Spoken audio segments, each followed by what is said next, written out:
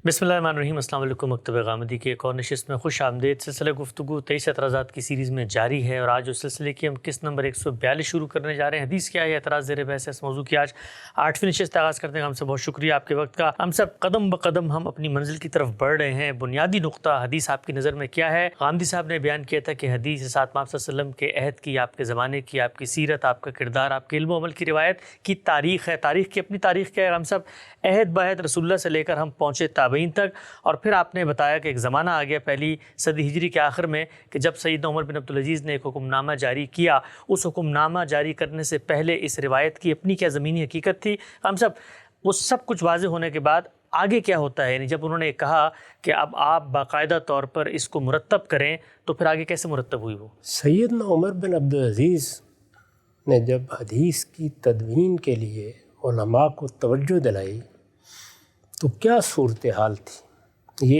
इल्म कहाँ तक पहुँचा था, उस वक्त के उलमा इससे क्या एतना कर चुके थे, उसकी एक तस्वीर मैंने आपके सामने पिछली नशिस्त में रखी थी जी। उन्होंने जब फरमान जारी किया, खतूत लिखे, उलमा को तवज्जो दिलाई, तो फिर क्या हुआ, उसका एक नहायत मुख्तसर बयान मैं आपके सामने रख दूँगा जी। मैं इसकी इब्तिदा उनके उस ख़त से करता हूँ जो उन्होंने दूसरी सदी की इब्तिदा में, यानी दूसरी सदी के पहले साल अपने आमिल और मदीने के काजी अबू बकर बिन हज़म को लिखा है। ये ख़ुद भी उलमा में से है। अच्छा। उन्होंने लिखा, उन्जुर मा काना मिन हदीस रसूलिल्लाहि सल्लल्लाहु अलैहि वसल्लम फक्तुबहु, यानी अब वो वक्त आ गया है कि रसूलुल्लाह सल्लल्लाहु अलैहि वसल्लम की निस्बत से जो बातें बयान हो रही हैं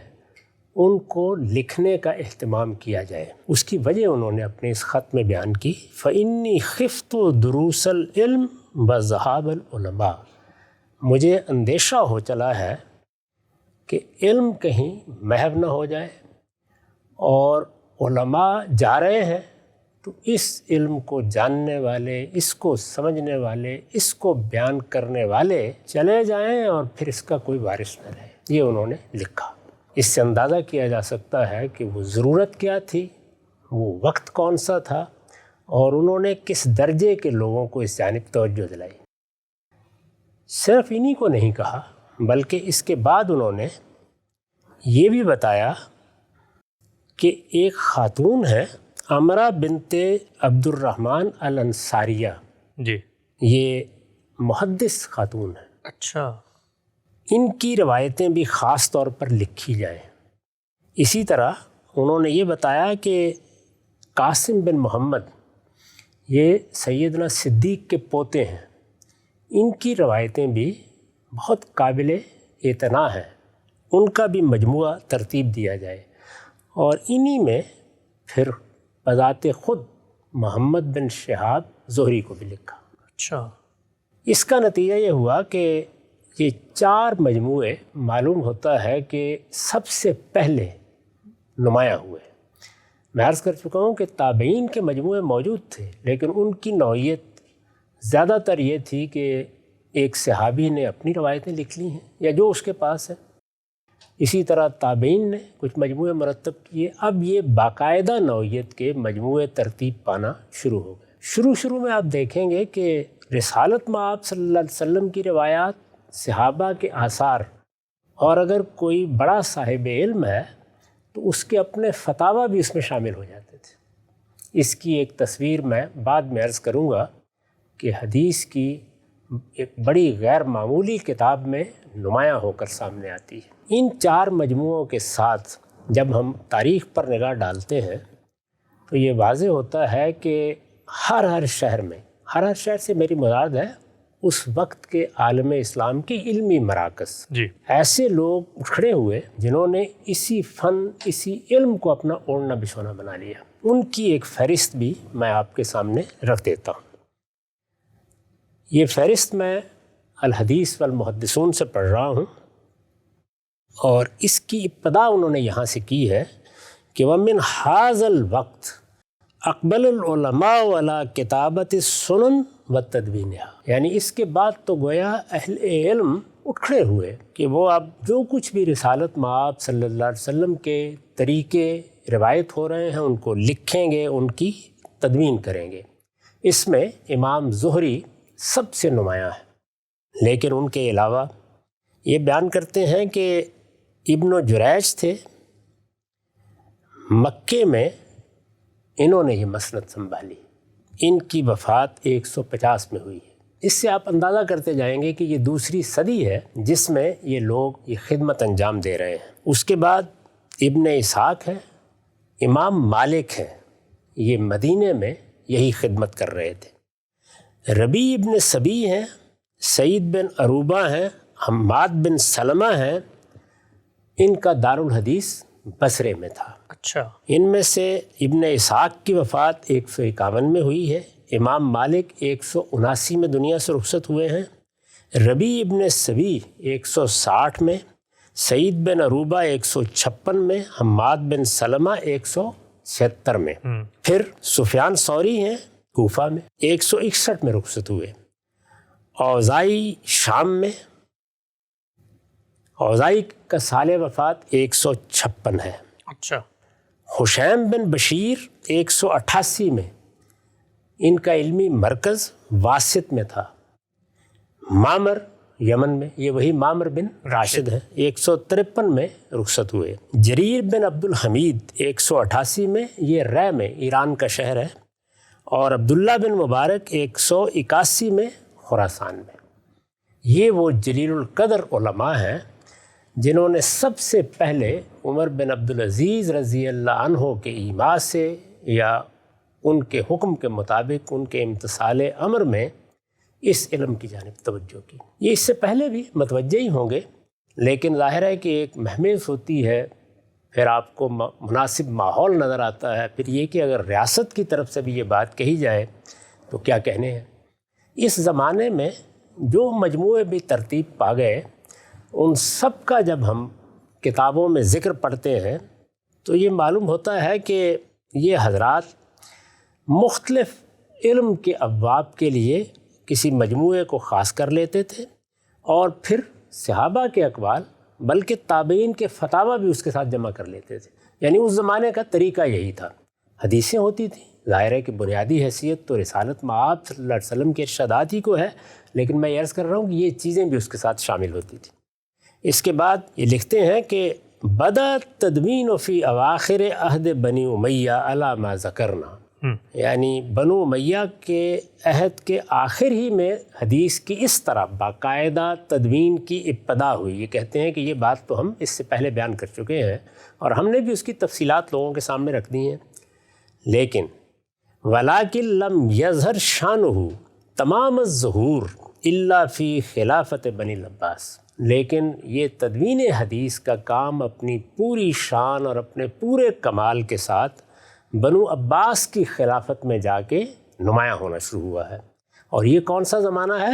حول منتصف القرن الثانی، یعنی دوسری صدی کا نصف، دوسری صدی کے نصف میں جا کر بنو عباس کی حکومت قائم ہو گئی تھی، اور اب گویا یہ معلوم ہوتا تھا کہ فی الواقع ہر چیز اپنے قاعدے میں آ گئی ہے، اور یہ علم تدوین کے مراحل سے گزرنے کے بعد اب ہمارے لیے ایک باقاعدہ علم بنتا چلا جا رہا ہے۔ اس زمانے میں بہت سی چیزیں لکھی گئی، بہت سے مجموعے ترتیب پا گئے، وہ بعد کے بڑے مجموعوں کا حصہ بن گئے، اس لیے اس صورت میں باقی نہیں رہے۔ ان کا ذکر ملتا ہے، ان کے بارے میں یہ معلومات میں نے آپ کے سامنے رکھ دیں۔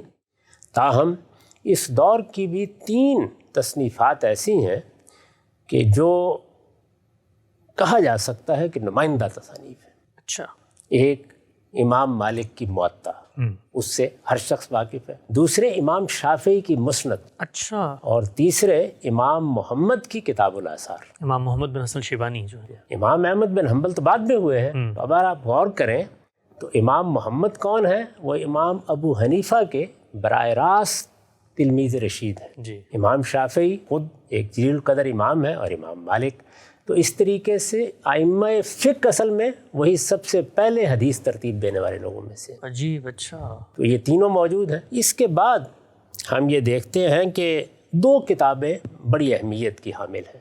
ایک عبد الرزاق کی المصنف اور دوسرے ابن ابی شیبہ کی المصنف.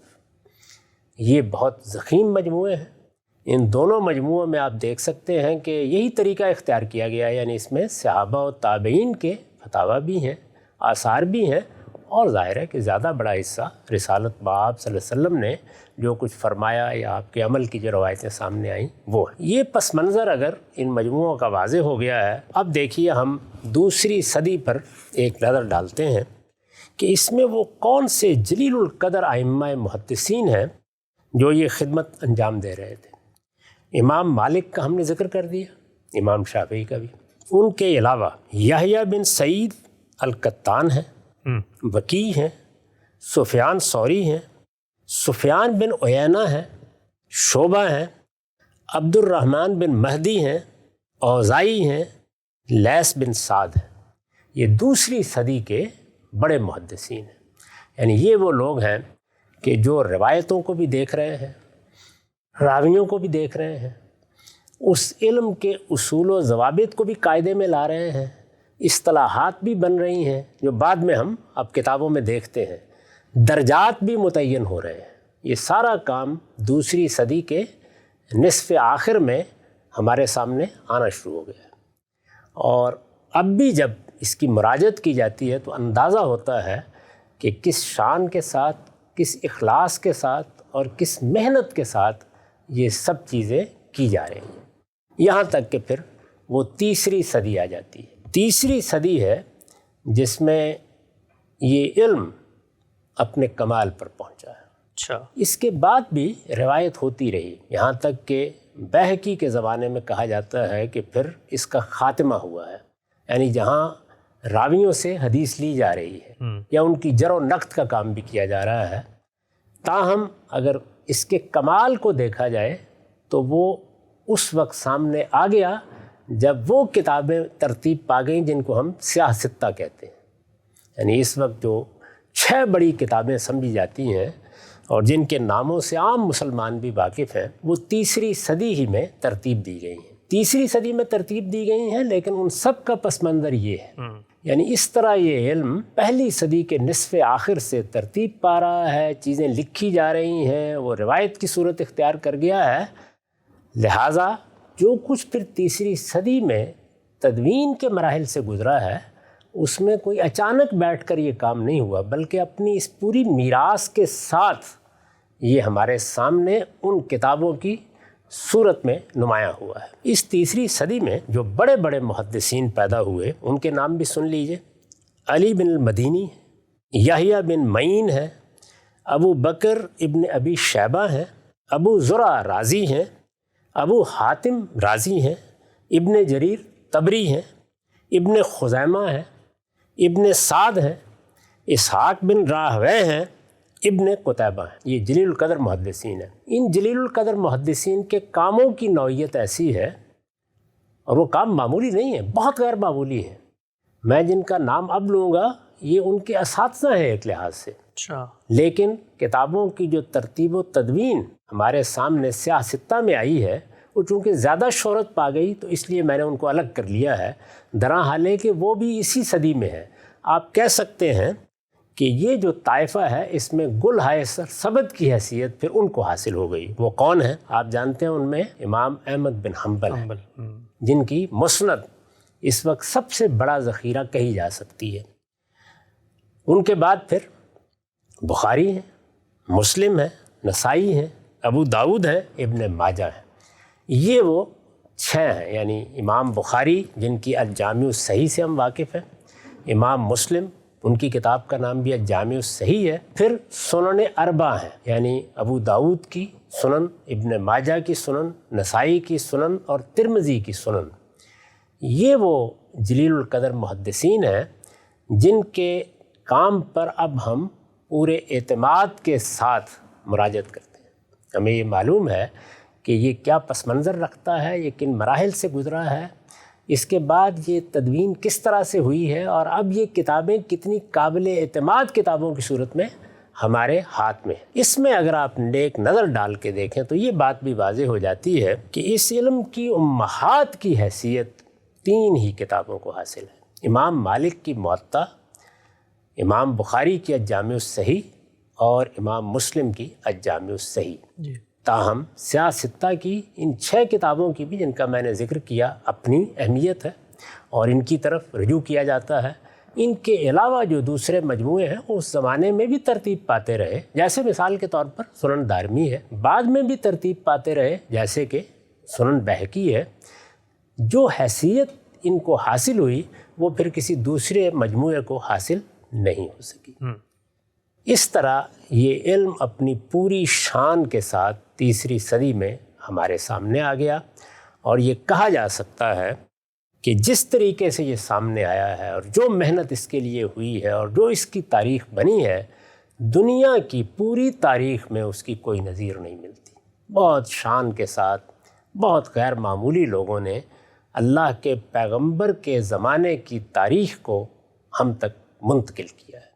اس وجہ سے یہ خیال رکھنا چاہیے کہ ہر انسانی کام میں کمزوریاں رہ جاتی ہیں۔ یہ انسانی کام ہی ہے، یعنی ان کو کوئی وحی نہیں ہوئی، کوئی الہام نہیں ہوا، یہ انسانی کام ہی ہے۔ ہر انسانی کام میں کمزوریاں رہ جاتی ہیں، ہر انسانی کام کی تنقید ہوتی رہنی چاہیے۔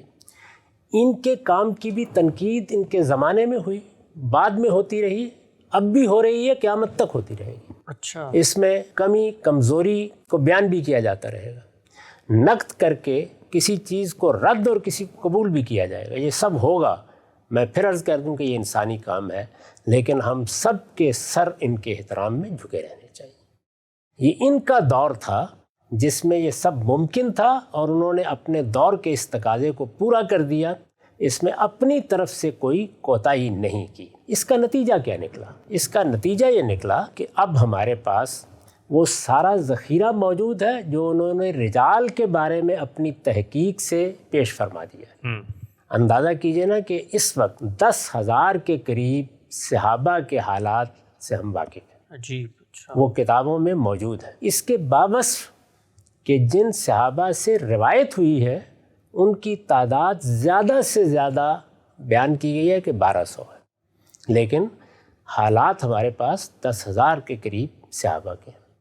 اگر آپ راویوں کے لحاظ سے دیکھیں تو تنہا الجرح و تعدیل میں 18,000 سے زیادہ، 18,030 یا 50 کے قریب راوی ہیں جن کے حالات انہی لوگوں نے ہمیں میسر کر دیے، ان کے بارے میں معلومات دے دی ہیں، ان کی تاریخ بیان کر دی ہے، انہوں نے کن لوگوں سے روایت لی ان کے نام دے دیے، ان سے کن لوگوں نے روایت کی ان کے نام دے دیے۔ اس کے ساتھ جو کچھ بھی روایتیں تھیں ان کی تنقیح کر دی ہے، جس طرح میں نے عرض کیا کہ ایک ایک جگہ سے اس کے طرق جمع کر کے پھر ان میں جو سب سے محکم سندیں ہو سکتی تھیں یا جن پر ان کا اعتماد تھا ان کو انہوں نے اپنی کتابوں میں اپنے ذوق کے لحاظ سے جمع بھی کر دیا ہے۔ اور اس کے ساتھ وہ فن وجود میں آ گیا ہے کہ معیارات بن گئے ہیں، اصطلاحیں وجود میں آ گئی ہیں، یہ روایت شاذ ہے، یہ مرسل ہے، یہ موزل ہے، یہ کیا ہے؟ یہ اصل میں سب کے سب درجات ہے کہ ایک روایت ہے تو اب اس میں یہ کمی ہے تو وہ یہاں ہوگی، اور یہ کمی ہے تو وہ یہاں ہوگی، اس کی سند میں یہ خوبی ہے تو اس کا مقام یہ ہے، اور یہ خوبی ہے تو اس کا مقام یہ ہے۔ اس طرح انہوں نے اس کو مرتب کر دیا۔ بنیاد کیا ہے؟ بنیاد وہ معیار ہے جو روایت کے رد و قبول کے لیے انہوں نے مقرر کیا۔ وہ معیار میں نے ہر لحاظ سے اس کو دیکھا ہے، ایسا قطعی ہے کہ اس میں ایک حرف کا نہ اضافہ کیا جا سکتا ہے نہ کمی کی جا سکتی ہے، علم و عقل کے مسلمات کے مطابق ہے۔ اب میں آپ کو یہ بتاتا ہوں کہ وہ معیار کیا ہے، میں نے اس کے بارے میں کیا لکھا ہے۔ اس میں چونکہ میری رائے میں کوئی ایسا تغیر نہیں ہوا کہ میں یہ کہہ سکوں کہ یہاں میں فلاں چیز کو قبول کرتا ہوں یا فلاں کو قبول نہیں کرتا۔ محدثین نے جو کام کیا ہے، ابتدا میں آپ نے دیکھا کہ فقہا اس کام کی طرف بڑھے ہیں، انہوں نے بھی یہ کام کیا ہے، انہوں نے بھی روایتیں قبول کی ہیں یا روایتیں رد کی ہیں، ان کے ہاں بھی تنقیح کا ایک کام ہوا ہے، لیکن محدثین کے اس کام نے اس میں گویا یوں سمجھ لیجیے کہ جف القلم، خاتمہ کر دیا ہے۔ یہ جو معیار انہوں نے قائم کر دیا ہے، اس کو میں کس نظر سے دیکھتا ہوں، جس طرح کہ میں نے عرض کیا کہ اس میں نہ ایک تنکے کے برابر کوئی کمی کی جا سکتی ہے نہ اضافہ کیا جا سکتا ہے۔ اب وہ معیار آپ کس طرح دیکھتے ہیں، اس پہ جانے سے پہلے ایک بڑا بنیادی سوال میں چاہتا ہوں آپ کی خدمت میں رکھوں۔ یہ جو پورا کا پورا آپ نے سفر بتایا ہے رسالت مآب صلی اللہ علیہ وسلم سے لے کر ان کتابوں کی تکمیل تک، اس میں یہ تو بڑا واضح ہو جاتا ہے کہ جی تاریخی ریکارڈ تھا اور وہ پوری تنقید سے گزرا ہے، ابتدا سے صحابہ سے لے کے تابعین، تابعین کے بعد کی پوری روایت۔ جو نتیجہ نکلا وہ نتیجہ یہ تھا کہ پھر ہمارے پاس 6 کتابیں آپ نے بتائیں وہ مرتب ہو گئیں، اور اگر آج ہم نظر دوڑا کے پیچھے دیکھیں تو کوئی 1200 کے قریب کہا جاتا ہے حدیث کے مصادر ہیں، کچھ اصلی ہیں کچھ غیر اصلی ہیں، بنیادی نوعیت کی چیزیں ہیں۔ وہ جو ایک مثال کے طور پہ مجموعہ بننا چاہیے تھا تاریخ کا جس طرح قرآن مجید ہے، وہ تو پھر بھی نہیں ہوا، لیکن اتنی ڈھیر کتابیں اس کے نتیجے میں بن گئی ویریفیکیشن کے قرآن بعد۔ مجید کے ساتھ اس کو کیوں نسبت دی جائے؟ قرآن مجید خدا کی کتاب ہے، وہ ایک ہی کتاب ہے، تورات بھی خدا کی کتاب ہے، وہ بھی ایک ہی کتاب ہے۔ تاریخ کے مجموعے ایک کیوں ہونے چاہیے؟ ہزاروں ہونے چاہیے، اچھا، ہزاروں لوگوں کو کام کرنا چاہیے۔ یہ انسانی کام ہے، وہ خدا کا کلام ہے، وہاں حرف حرف خدا کی طرف سے آ رہا ہے۔ یہاں انسانوں نے لوگوں کی باتیں جمع کرنی ہے، تنقید کرنی ہے، میری رائے اور ہوگی، آپ کی رائے اور ہوگی، میرا فیصلہ اور ہوگا، آپ کا فیصلہ اور ہوگا۔ ان دونوں کے درمیان تو کوئی نسبت قائم کر کے سوال ہی نہیں ہونا چاہیے۔ یہ دو الگ الگ جہان ہے۔ وہ اللہ کا کلام ہے، اللہ نے اس کو ترتیب دیا ہے، وہ اللہ کی کتاب کی حیثیت رکھتا ہے۔ یہ جو ہمارے ہاں اس کے مقابل میں کچھ چیزیں پیش کرنے کی کوشش کی جاتی ہے، یہ کیسے پیش کی جا سکتی؟ یہ تو تاریخ ہے، تاریخ ایسے ہی ترتیب دی جاتی ہے۔ اب آپ چاہیں تو ان ساری کتابوں کو جمع کر کے ان کا مجموعہ بنا دیں، بنائے ہیں لوگوں نے۔ اچھا، اس کے بعد بہت سے مجموعے ہیں جن میں ان سب کتابوں کو جمع کر دیا گیا ہے۔ ہمارے اپنے زمانے میں اعظمی صاحب نے تمام صحیح اور حسن روایتوں کا وہ مجموعہ ترتیب دیا ہے جس کا میں یہاں ذکر کر چکا ہوں، الجامع الکامل۔ تو یہ سب ہوتا رہے گا، مشکات کا پہلے لیکن ایسے ہی ہونا چاہیے۔ مشکات تو چلیے انتخاب ہے، لیکن انہوں نے تو تمام روایتیں جمع کر دی ہیں، یعنی جو حسن اور صحیح کے درجے کی ہیں۔ اس میں بھی یہ ہو سکتا ہے کہ کوئی دوسرا شخص اٹھے اور وہ کہے کہ میں اس سے ایک بہتر مجموعہ آپ کو دے دیتا ہوں۔ تو یہ کیوں تقاضا کیا جائے کہ کوئی ایک مجموعہ ہونا چاہیے؟ دسیوں ہزاروں مجموعے ہونے چاہیے۔ لوگ کام کریں، اس میں اپنا اپنا نقطہ نظر بیان کریں، اپنی تنقید بیان کریں۔ یہ علم ہے۔ علم کی دنیا میں اس طرح کی وحدت پیدا کرنے کی اور مصنوعی وحدت پیدا کرنے کی کبھی کوئی کوشش نہیں کرنی چاہیے۔ اچھا، ہم سے بھی نقطہ آپ نے واضح فرمایا کہ متعدد جو ہیں مصادر ہونے چاہیے، لوگ ہسٹری پہ کام کریں گے، کتابیں لکھی جائیں گی۔ کتابیں جو لکھی گئیں جس کا آپ نے یہاں پر حوالہ دیا بڑی معروف ہوئیں، وہ تو آج کے دور سے اگر آپ پیچھے جا کے دیکھیں تو پھر بھی 1100 سال بنتے ہیں، 300 سال بعد اس وقت لکھ لی گئیں۔ اس سے پہلے کی روایت موجود تھی، انیشیٹ اس وقت نہیں ہوتی۔ وہ کتابیں وہی ہیں جو اس وقت لکھی گئیں آج ہمارے ہاتھوں میں۔ اس کی کیا دلیل ہے؟ اس کی دلیل تو اب تواتر ہے، یعنی ان کتابوں کو ہزاروں لوگوں نے پڑھا اپنے اساتذہ سے، پھر انہوں نے پڑھایا۔ آج بھی ہمارے ہاں ہر مدرسے میں وہ پڑھائی جا رہی ہیں، علماء ان کی تعلیم دے رہے ہیں۔ یہ کتابیں تو اب اپنے ان مصنفین کے بعد متواتر ہو چکی ہوئی ہیں۔ اچھا، ابتدا میں اگرچہ کچھ اختلافات بھی ہوئے ہیں بعض روایتوں میں، وہ بھی اسی طرح سے علمی طور پر بیان کر دیے جاتے ہیں۔ ہمیں معلوم ہے کہ بخاری کے نسخے کون سے تھے، ہمیں معلوم ہے کہ موطا کے نسخے کون سے تھے، ہم جانتے ہیں کہ کن تلامذہ نے ان کو کس طرح ترتیب دیا، ان میں کیا اختلافات ہیں۔ میں پھر عرض کر دوں کہ یہ تاریخ کا علم ہے۔ تاریخ کے علم میں یہ تقاضا کرنا کہ وہاں ہر چیز بالکل متعین ہو جائے، ہر چیز بالکل قطعی ہو جائے، یہ کبھی نہیں ہو سکتا۔ اور جو چیزیں ان کتابوں میں ترتیب دی گئی ہیں وہ اخبار احاد ہیں سب کی سب۔ جو تاریخ تواتر اور اجماع سے منتقل ہو رہی ہوتی ہے اسے کہیں لکھنے کی ضرورت بھی نہیں ہوتی، وہ تو ہر شخص کی زبان پر ہوتی ہے۔